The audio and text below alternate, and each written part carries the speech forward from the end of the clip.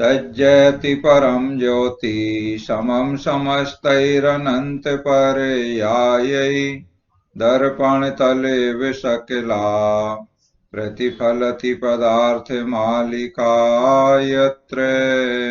श्री पुरुषार्थ सिद्धि उपाय ग्रंथ जी में आचार्य श्री अमृतचंद्र स्वामी जी महाराज 3 गुणव्रत के अंतर्गत तीसरा गुणव्रत जो अनर्थ दंड व्रत नाम का कहलाता है, उसके 5 भेदों का वर्णन समझा रहे हैं, जिसमें 4 भेदों के बारे में हमने समझ लिया है। पहला अपध्यान माने खोटा ध्यान करना, चिंतन करना खोटा। दूसरा पाप का उपदेश देना, आजीविका आदि के साधनों के लिए जो उपदेश दिया जाता है दूसरे को। तीसरे में प्रमादचर्या, बिना प्रयोजन के कुछ भी कार्य करना। और चौथा हिंसा दान, जिन उपकरणों से हिंसा की संभावना है ऐसे उपकरण किसी को देना। ये 4 हमने समझ लिए हैं। इनसे लाभ कुछ भी नहीं होता है, प्रयोजन कुछ भी नहीं सधता है हमारा, और बिना प्रयोजन के ही पाप लगता है। तो ऐसे कार्यों को हमें त्याग कर देना चाहिए। आज हम 5वां जो अनर्थ दंड है, जो बिना प्रयोजन के पाप जिससे होता है, उसके बारे में समझ रहे हैं। दुष्श्रुति नाम का अनर्थ दंड। श्लोक नंबर 145 दोहराएंगे। रागादिवर्धनानां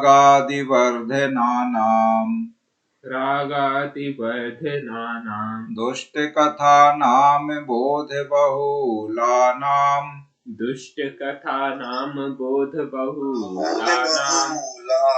न कदाचन कुर्वीत श्रवणार्जन शिक्षणादीनि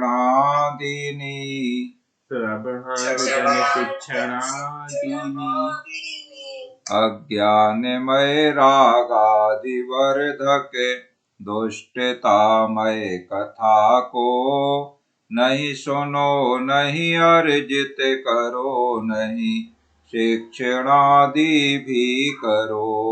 रागादि वर्धना नाम, जिनसे राग आदि बढ़ते हैं, जो बढ़ाने वाली हैं। राग आदि, आदि से यहाँ राग के सहकारी जितने विकार भाव हैं, राग द्वेष मोह आदि, ये सभी राग के सहकारी हैं।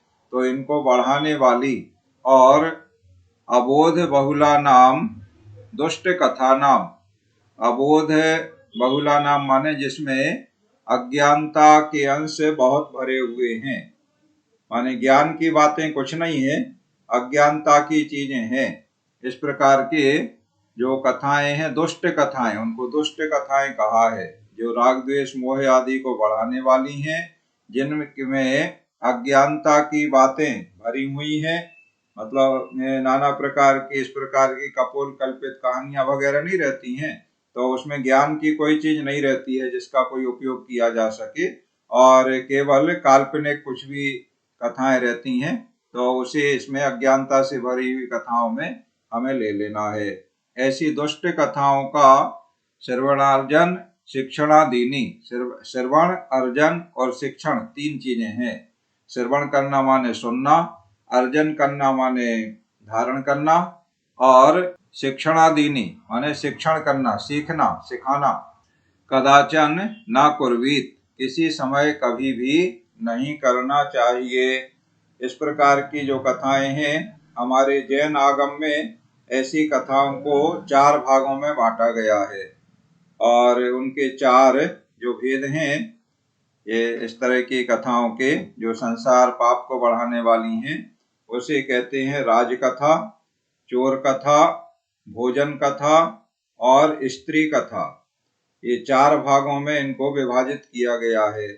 और इससे मिलती जुलती और भी, अब जैसे ये कपोल कल्पित कहानियां हैं, तो उसे इनमें हम किस में रखें, तो इससे मिलती जुलती अन्य जो भी कथाएं हैं वो सब इसमें शामिल हम कर लें।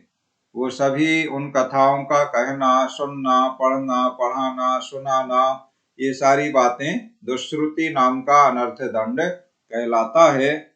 और इनसे, इन कथाओं के पढ़ने से, सुनने से, सुनाने से, कहने से, सीखने से, सिखाने से, इन सब से पाप कर्मों का आश्रव होता है, पाप का ही अर्जन होता है, और पाप का फल दुख रूप होता है। तो व्यर्थ में बिना किसी प्रयोजन के हम अपने लिए दुखों को आमंत्रण देते हैं। तो इस प्रकार की कथाओं का हमें त्याग कर देना चाहिए। श्लोक दोहराते हैं। रागादि वर्धनानाम दुष्ट कथा नाम बोध बहुलानाम न कदाचन कुर्वीत श्रवणार्जन शिक्षणादीनि। इस प्रकार अनर्थ दंड के पांचों भेदों का वर्णन यहाँ पूर्ण हो गया। अब आगे अनर्थ दंड में ही शामिल कर रहे हैं जुआ। जुआ भी बिना किसी प्रयोजन का और व्यर्थ में पाप उत्पन्न कराने वाला है। 7 व्यसनों में प्रथम व्यसन कहलाता है जुआ। तो जुआ का लक्षण क्या है और जुआ को भी त्याग करना चाहिए। जुआ किसे कहते हैं और इसका हमें इससे क्या नुकसान है, ये बात इस श्लोक में बताई जा रही है। दोहराएंगे। सर्वानर्थ प्रथमम् मथनं शौचस्य सद्म मायायाः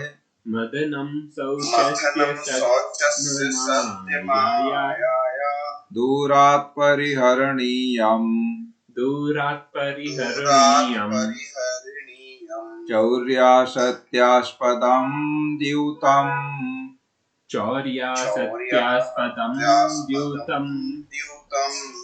नित्य सब अनर्थों में प्रथम है शौच नाशक कपट घर चोरी असत्य निवास द्यूत जुआ करो परिहार सब। जुआ का सभी को परिहार माने त्याग करना चाहिए। परिहरणीयम कैसा है जुआ? सर्वानर्थ प्रथमम सभी अनर्थों में मुख्य है, प्रथम है। प्रथम माने मुख्य होता है, जो मुख्य होता है उसे आगे आगे रखा जाता है। तो प्रथमम, प्रथमम माने मुख्य है। किसमें मुख्य है? सभी अनर्थों में या 7 व्यसनों में पहला है, या सभी अनर्थों में मुख्य है। क्या अनर्थ होते हैं जुआ से, कुछ इसमें बताए गए हैं। शौचस्य मथनम, शौच कहलाता है जो 10 धर्म 10 लक्षण पर्व पर्युषण पर्व हम मनाते हैं, उसमें चौथा धर्म का लक्षण शौच, उत्तम शौच धर्म होता है। तो शौच का मतलब होता है संतोष, संतोषजनक संतोष वृत्ति जो होती है, माने संतुष्टि का भाव। जो कुछ हमारे पास है पर्याप्त है, हमें बहुत ज्यादा की चाह नहीं है, इस प्रकार का जो संतोष का भाव होता है उसे शौच धर्म कहते हैं। सो शौचस्य मथनम, ये जो जुआ है ये उस संतोष के भाव का नाश करने वाला है। शौचस्य मथनम, ऐसे वहां पर हमने पढ़ा था उंदरु निकरो मथनम, माने चूहों के समूह को नष्ट करने वाली बिलाव के बारे में पढ़ा था मथनम। इसी तरह से यहाँ शौचस्य मथनम माने संतोष का जो गुण है हमारा, उसका नाश करने वाला है जुआ। और कैसा है जुआ और क्या दोष है इसमें? माया या सद्म, सद्म कहते हैं घर के लिए। तो माया माने मायाचार का, सद्म माने घर, मायाचारी का घर है। यानी जुआ खेलने वाले मायाचारी बहुत करते हैं, ऐसा जो जुआ है। और क्या बुराइयां हैं इसमें? चौर्या सत्यास्पदम, चोरी और असत्य का स्थान है। जुआ खेलने वाले चोरी भी करते हैं और बहुत झूठ भी बोलते हैं। तो चोरी और असत्य का स्थान है ऐसा द्यूतम, माने जो जुआ है, द्यूत माने जुआ, ऐसे जुआ को दूरात परिहरणीयम, दूर ही से त्याग करना चाहिए। अब जुआ कहते किसे हैं? जिसमें धन या मकान दुकान या कोई भी वस्तु, कोई भी पदार्थ को हार जीत की शर्त जिसमें रहती है, माने जीत हार जिसमें होती है, इस प्रकार का जो भी कृत्य किया जाता है, जो भी खेल वगैरह किए जाते हैं, शर्त लगाना भी उसी में आ जाता है। लॉटरी वगैरह भी उसी में आ जाती है। तो ये सारी चीजें जुआ के अंतर्गत आती हैं। तो इस प्रकार की सारी चीजों को हमें त्याग कर देना चाहिए। श्लोक दोहराते हैं।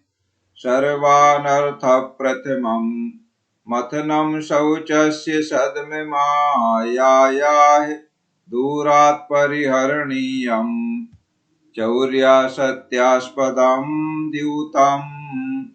इस प्रकार अनर्थ दंड का वर्णन यहाँ पर पूर्ण होता है। इन अनर्थ दंड को त्याग करके और हमें गुणव्रत को अपने जीवन में धारण करना चाहिए।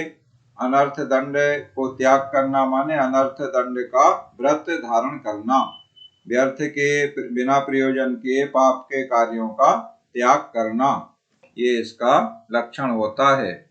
और इसी में जुआ को भी शामिल कर लिया है। और अब आगे अंतिम उपसंहार के रूप में अनर्थ दंड व्रत के बारे में विशेष बताया जाएगा कि अनर्थ दंड का त्याग करने से किस प्रकार से अहिंसा का पालन होता है, अहिंसा गुण की या अहिंसा व्रत की पुष्टि होती है। इसके बारे में बता करके फिर आगे 4 शिक्षा व्रतों का वर्णन चलेगा। आज की पढ़ाई यहाँ पर पूर्ण होती है। अब आपका कोई प्रश्न जिज्ञासा है तो आप समाधान करें।